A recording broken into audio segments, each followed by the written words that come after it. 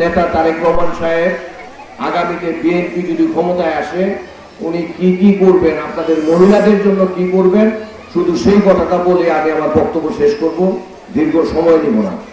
আপনারা অতীতে দেখেছেন আপনাদের বাচ্চারা, মেয়ে বাচ্চারা যারা স্কুলে পড়ে তাদের শিক্ষার জন্য কোনো টাকা ব্যয় করতে হয় না।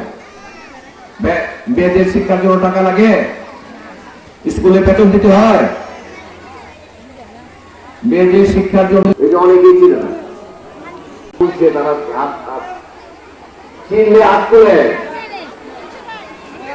দিনের সময় খালেদা জিয়াকে। পাশাপাশি মহিলারা যদি শিক্ষিত না হয় তাহলে তো তাদের বাচ্চারা শিক্ষিত হতে পারবে না। এটার জন্যই আমাদের নেত্রী খালেদা জিয়া এই মহিলাদের শিক্ষা, বাচ্চার মেয়েদের শিক্ষা ফ্রি করে দিয়েছিলেন।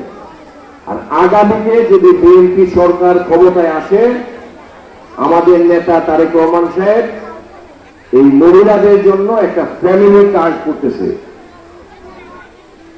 এটা উনি ধীরে ধীরে আস্তে আস্তে বাংলাদেশের প্রত্যন্ত অঞ্চলের সমস্ত মহিলাদের কাছে পৌঁছে দিবে। যাদের অর্থনৈতিক সমস্যা আছে, যাদের সংসার চালাতে কষ্ট হয়, তাদেরকে দিয়ে শুরু হবে সেটা। এই মার অ্যাকাউন্টে টাকাটা আসবে।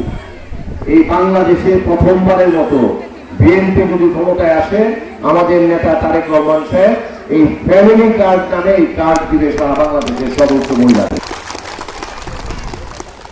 আমাদের নেত্রী খালেদা জিয়া মেয়েদেরকে শিক্ষিত করার জন্য শিক্ষা ব্যবস্থাটাকে কার্ড দিয়ে সংসারটা যেন সুন্দরভাবে চলে, সেটার জন্য পাওয়ার কিন্তু মহিলাদেরকে দিচ্ছেন, আমাদের মাদেরকে দিচ্ছেন আমাদের নেতা তারেক রহমান সাহেব। এই জিনিসটা আপনাদের মনে রাখতে হবে। এই অনেক কিছু আমাদের নেতা তারেক রহমান সাহেব ঘোষণা দিয়েছেন। উনি 31 দফা দিয়েছেন।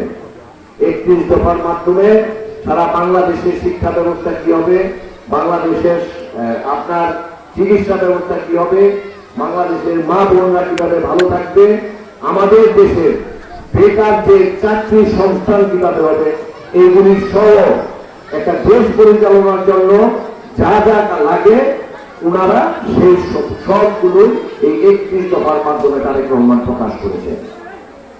এই 31 দফার ভিতরে আমি শুধু ফ্যামিলি কার্ডের কথাটা বললাম। আরেকটা কথা বলি, বলবো নাকি আপনারা গরমে টায়ার্ড হয়ে গেছেন? বলবো। আমি কিন্তু শুরুতেই বলছি লম্বা বক্তব্য দিব না, কারণ সবাই গরমের ভিতরে বসে আছি আমরা।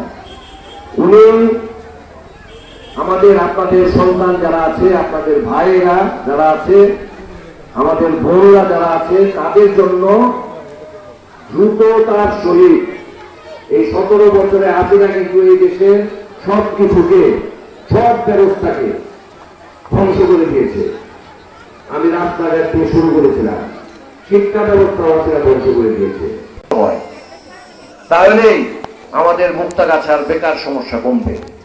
এরকম অনেকগুলি মাধ্যমে করবেন। আমরা স্কুলের মাধ্যমে, কলেজের মাধ্যমে, বাচ্চাদের মাধ্যমে আপনাদের কাছে সেই